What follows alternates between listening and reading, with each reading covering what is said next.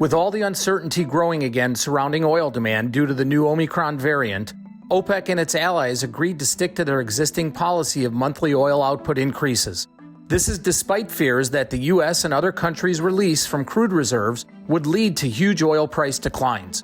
Prior to the meeting, there was a thought that OPEC might consider options such as pausing the planned January increase or raising output by a smaller amount.